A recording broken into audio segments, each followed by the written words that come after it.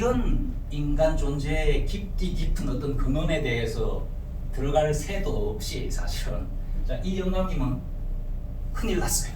왜?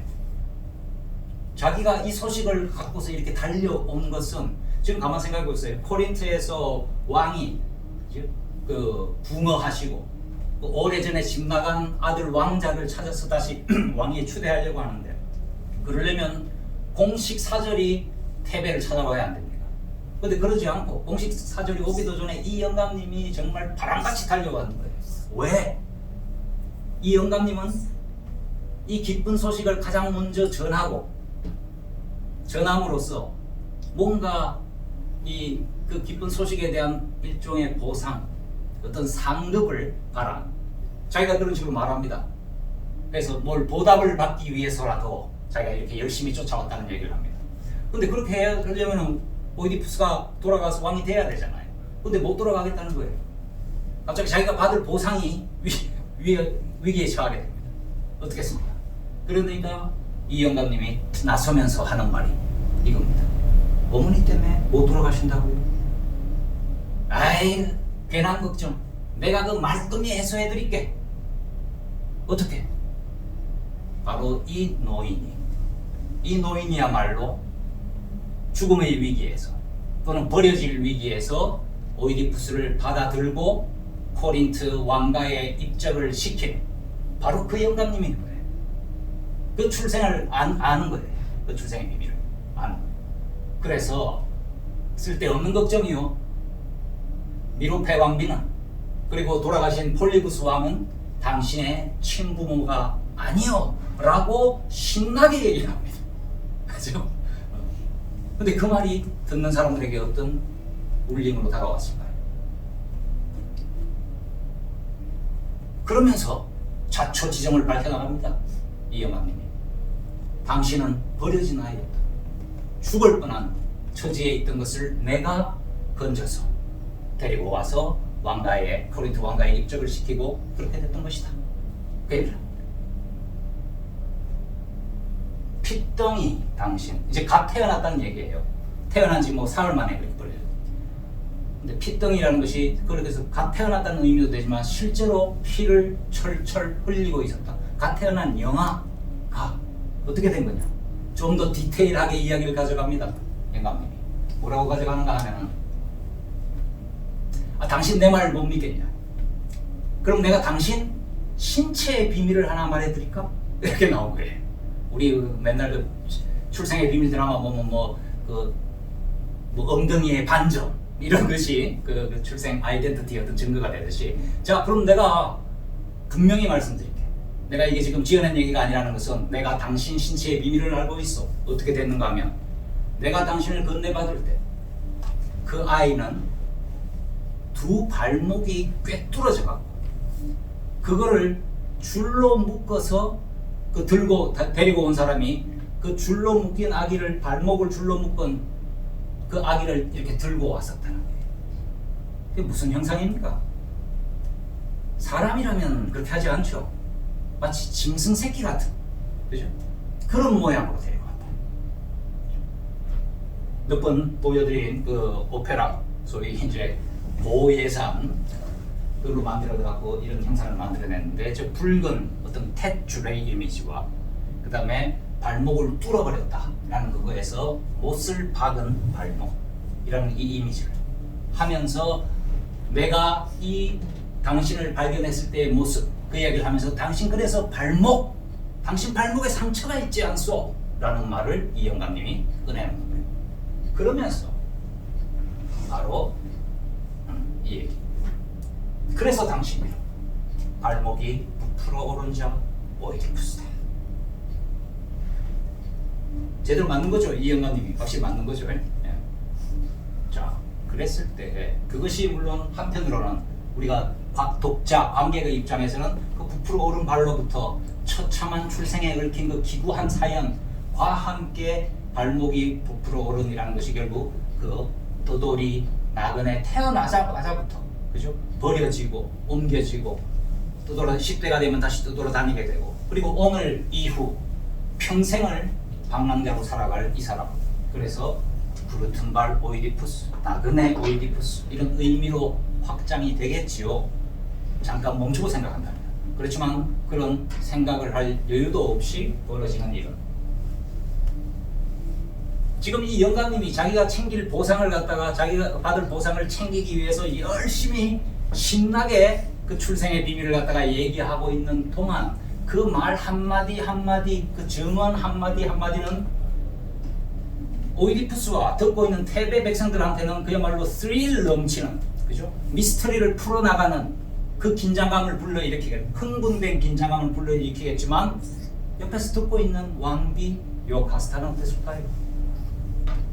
그 코린트 목자의 한마디 한마디가 둥 두둥 두두둥 하는 운명의 소리같이 들립니다. 이게 그때 내다 죽여라고 했고 그렇게 죽어갔다고 믿었던 바로 그 어린 왕자, 자기한테서 태어난 그 핏덩이 아기가 바로 이 사람이라는 걸 요파스타가 먼저 깨달아버립니다. 흰탁 예언 뭐 그 소용없어요 라고 했지만 결국은 끔찍한 결과가 되어 되돌아온 흰탁을 먼저 맞이하는 것이 요카스타입니다. 자, 요카스타가 그렇게 하는 경악, 충격, 얼어붙은 상태에 있지만 테베 시민들과 오이디푸스는 이 점입 가경, 그 출생의 미스터리를 풀기 위해서 한 발 한 발 달려가고 있습니다. 그러면서 이 코린트의 목자에게 던지는 오이디푸스의 질문을 겁니다. 그러면 네가 그렇게 건네받았다고 했는데 너한테 그 아기를 준 사람은 누구냐? 테베로부터 온 목자라고 했다. 그리고 그 사람은 라이우스 왕을 섬기는 목자라고 하더라. 이런 얘기를 합니다. 테베 목자, 우리가 만날 마지막 증인입니다. 결정적 증인. 자, 이 사람은 그러니까 지금부터 한 30 몇 년, 거의 40년 전에 이 어린 왕자를 산에 가서 죽여라 라는 명령을 받고 그 아기를 산 숲속으로 데려갔던 바로 그 사람입니다. 근데 거기서 아기를 죽이지 않고 이웃나라에서 온 목동에게, 코린트의 목자에게 그 아기를 넘겨준 거죠. 그러니까 이 사람은 바로 이 소위 영아 유기 사건의 용의자가 됩니다. 그렇지만 이 사람이 누구냐? 라고 했더니 오이디푸스가 옆에 있던 테베 시민들이 그 사람이 바로 십수년 전 전왕 라이우스 살해 사건 도적대들한테 당했다고 하는, 거기서 왕을 수행해 갔다가 유일하게 생還했던 사람, 바로 그 목자라는 거예요. 이 사람이 말하자면 그 모든 감춰진 진실의 열쇠를 쥐고 있는 사람이다. 이렇게. 자, 그렇게 되니까 빨리 그 사람 불러와라. 그렇지 않고 아까 이미 그 세갈래길 사건을 얘기한 이후에 그 노인을 다시 불러서 그 노인이 그 왕과 왕 사이의 대화에서 그 노인이 예전에 했던 그 증언, 도적대가 왕을 덮쳤다라고 하는 그 증언을 다시 한번 재확인해 준다면 그 전왕의 살인자가 오이디푸스는 아니다. 오이디푸스는 외로운 방랑자였으니까. 그래서 그 노인을 빨리 찾아서 불러오라. 그 노인이 어디 있느냐? 시골에 은퇴해서 시골에 가서 살고 있다. 이렇게 됐던 거 아닙니까? 이미 부르러 보냈던 상태예요. 바로 그 목자가 이 사람이다 라는 걸 알게 된 거죠. 그래서 그 노인은 어떤 사람인지 여러분 아시죠? 생환해서 그 세갈래길 살인 사건에서 생환해서 돌아와서 사실을 리포트하려고 하니까 보니 스핑크스를 물리친 테베 구세주로, 그래서 왕위에 등극하기로 한 자가 바로 그 살인자임을 알아보고는 입 닫고 그야말로 어둠 속으로 사라져가. 바로 그 사람인 거죠. 근데 그 사람을 부르러 보냈다. 데리고 오고 있다. 다시 그 인물이 빛 속으로 빛을 이고 진실을 가지고서 돌아오게 된다.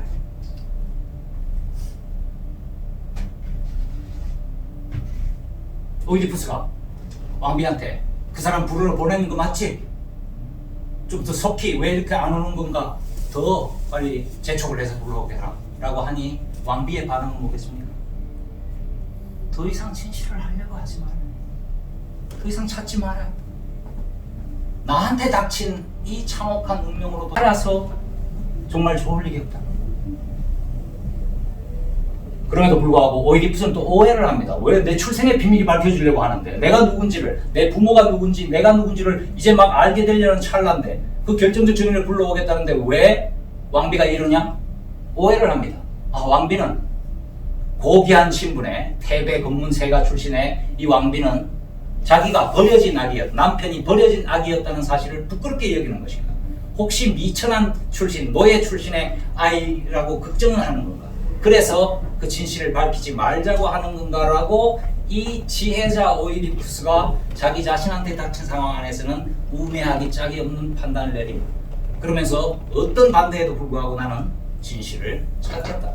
내 부모가 누군지, 내가 누군지 알아야겠다. 그렇게 하면서 할 때에 왕비 요카스타는 옆에 있는 왕 오이디푸스, 자기의 남편, 자기의 아들입니다. 휙 돌아서서 궁정으로 어둠의 운명이 나에게 다가왔다 라면서 죽으러 가는 거예요. 죽으러 가는 거예요. 어떻게 차마 그 진실을 마주하고 살아남을 수 있겠어요? 그래서 사라져. 참 아이러니한 것은 지금 이제 이 요카스타한테는 명명백백하게 그 진실이 밝혀졌는데 나머지 사람들은 다 아직은 부분들만 알고 있어요. 부분들만 알고 있는 상태에서 태베 시민들이 이번에 다시 기도 장면이 나오는데 아이러니컬하게도 태베 시민들이 마치 축제와 같은 찬양의 노래를 부릅니다. 뭐라고 하냐 하면은 왕이 정말 그냥 보통 인간이 아닌갑다.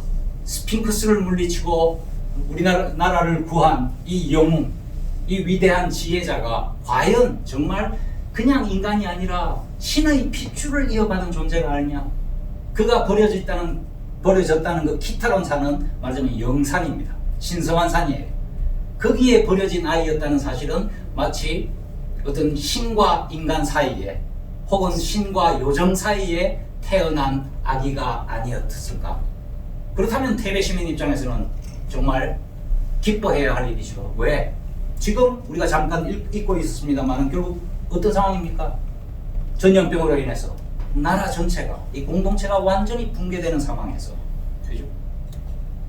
오이디푸스 왕이, 그렇지 않아도 우리를 한번 구했던 그 오이디푸스 왕이 다시 그야말로 반신반인과도 같은 그런 존재라면, 키타론 산에 신의 핏줄을 태어난 아이라면 정말 우리의 이 위기도 능히 구제하고도 남으리라 라는 그 기대감 때문에, 그래서 오이디푸스여 그대는 뭐 아폴로 신의 혹은 헤르메스 신의 디오니소스 신의 아들이었던가 라는 노래를 부르면서 기뻐하는 모습입니다.